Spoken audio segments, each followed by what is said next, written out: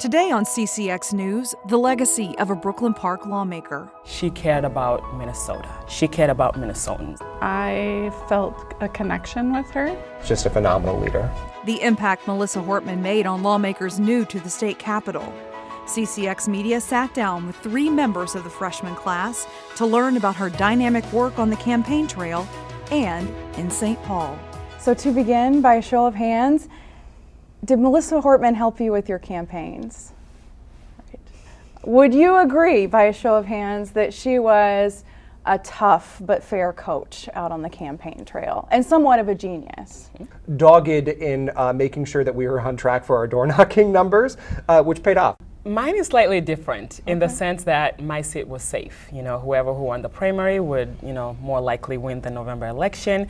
And so her push for me was get out of your district, get out of your comfort zone, and go do sister door knocks. And so I went to Carrie's, obviously I went to David's. I'd like to add too, when she would come to a door knock launch, it was never about her.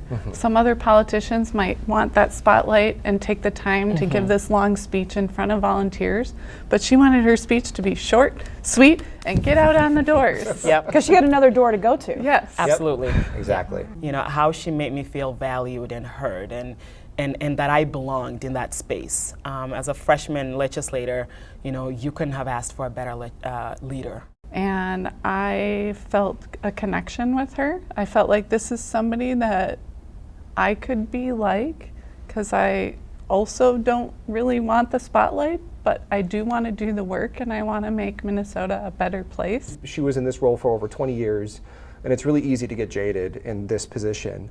And she never did. She held on to her focus on humanity throughout. Thank you. Now let's pivot for a minute to talk a little bit about what comes next. Since the news of last week, by a show of hands, have you thought more about the safety and security of your own family and yourself? Have you beefed up security in any way around your homes or your facilities?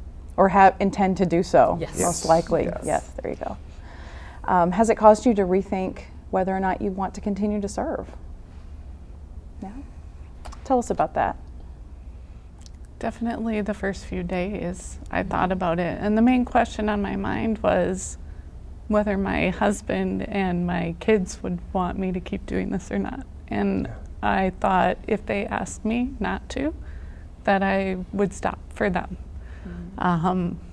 It's hard to talk about. So at some point I kind of asked my husband if he felt like he wanted me to keep doing it. And he said, yes, absolutely. And also Melissa would want you to keep doing it. We can be afraid, but we need to be brave. Bravery isn't the absence of fear, it is overcoming it. Or if you're not overcoming it, still doing it afraid. And I think Melissa would want civil servants to really stand up and continue the good, big, important work. But every single one of us is going to double down our efforts. Every single one of us is going to do a portion of that work that she did. And we're going to make sure that her life continues through us and the work that we do for her.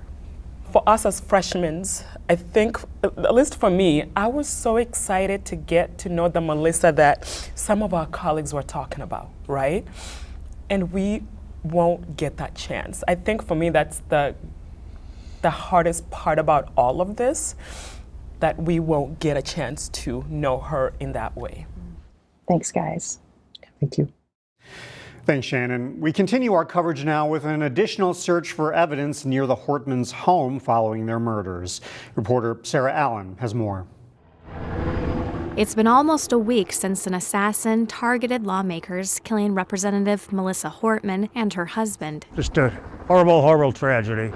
On Friday, neighbors witnessed and heard more police activity. It was a helicopter I saw leaving my house, and I knew it was right over this area, so I figured that something's going on. That something was a dive team searching for evidence in the pond of Edinburgh, USA golf course behind the Hortman home. Very very sad as I go by. Chris Wood's normal running route takes him by the Hortmans, a home that has now been fenced off. It's completely sober. I knew when I was going to run today, I was going to run by Melissa's house. So it was kind of, I didn't know everybody was going to be here. I was just going to stop and say a quick prayer and move on because it's just absolutely tragic. We feel sorry for what happened to her. Taha Abusnene has lived across the street from the Hortmans for about 20 years. He hopes the investigation leads to justice for a neighbor he remembers fondly. She waved her hand, say hi, good morning, good evening, the same thing we do to her. She's a very nice lady, very kind. In Brooklyn Park, Sarah Allen, CCX News. As we went to air, no word if anything was found. Brooklyn Park Police said Friday's search was done as part of a thorough investigation. Senator John Hoffman and his wife Yvette have released a statement after they were shot nearly a week ago. They thanked law enforcement for their quick response and said they are heartbroken over the death of Melissa and Mark Hortman.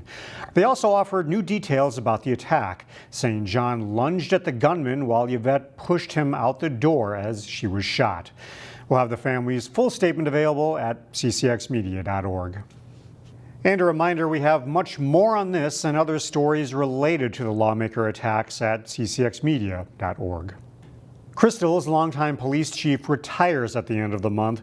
Before stepping down, city leaders honored her. The City Council, staff, and citizens extend their congratulations and best wishes to Chief Revering and her family for many years of health, happiness, and success in retirement. She will be very greatly missed. The Crystal City Council recognized Chief Stephanie Revering this week. Revering started with the department in 1997 as a community service officer. She worked her way through the ranks before becoming chief in 2012. Revering thanked the council for their years of support. You've backed us during difficult times, stood with us in moments of uncertainty, and made sure we've had the tools and policies needed to do our jobs with compassion, integrity, and professionalism. Revering's final day will be June 27th. Deputy Chief Brian Hubbard will then take over that role.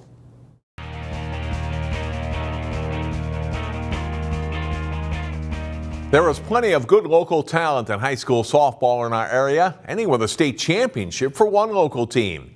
Here's the 2025 CCX All-Area Softball Team. We start our all-area softball team with Champlin Park state champion Ava Parent. The second-team all-state outfielder hit .325 with 12 extra base hits and 17 runs batted in. An outstanding defensive player, too.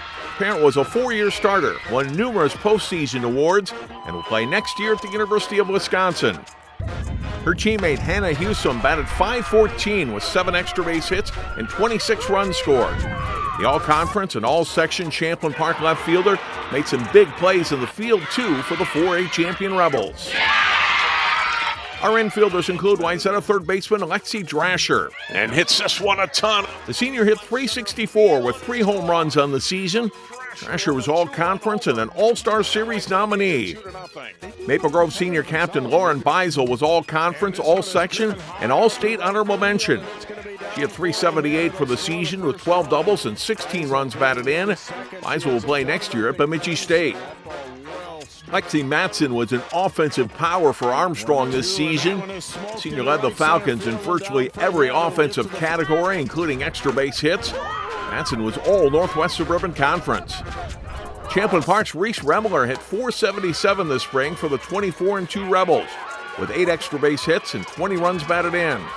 Named All-Conference, All-Section, All-Minnesota by the Star Tribune, and second-team All-State, Rebels team MVP will continue her softball career at Colorado State Pueblo. Sydney Anderson had a solid senior season for Wayzata. A clutch hitter for the Trojans, Anderson hit .395 with 32 hits, 3 home runs, and 20 runs batted in. The second baseman was named All-Conference and All-Section. Maple Grove's Ruby Goet was all-conference, all-section, and all-state honorable mention for the Crimson. The junior second baseman hit .390 with 6 extra base hits and 12 runs batted in, 20 runs scored, and 13 stolen bases. Goet made 0 errors at second base and 82 fielding chances.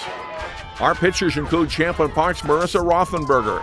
The junior finished with a 10-1 record and a 0.86 earned run average. Rothenberger was all-conference, all-section, and named to the all-tournament team at state.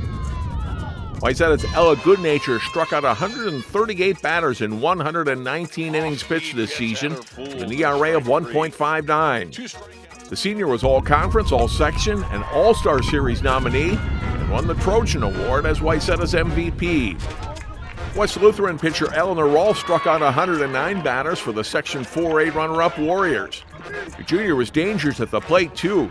Rolfe hit .478 with a .526 on-base percentage and 27 runs batted in. Providence Academy's Taylor Ashe was another dual-threat player. As a pitcher, she won 11 games with 150 strikeouts. Offensively, Ashe batted .473 with 9 doubles and 4 home runs and scored 37 runs. Finally, our catchers in Benilde St. Margaret's Brooklyn Riley. Riley hit .459 with 10 doubles and helping lead the Red Knights to the Section 6-3A title.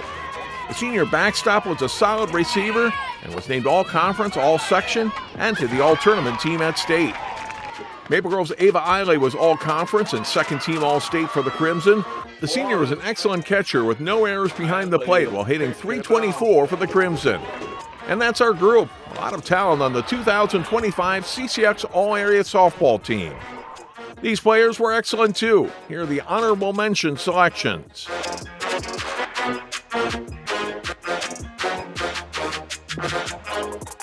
For CCX Sports, I'm John Jacobson. Find more prep sports games and highlights at ccxmedia.org and follow us on social media.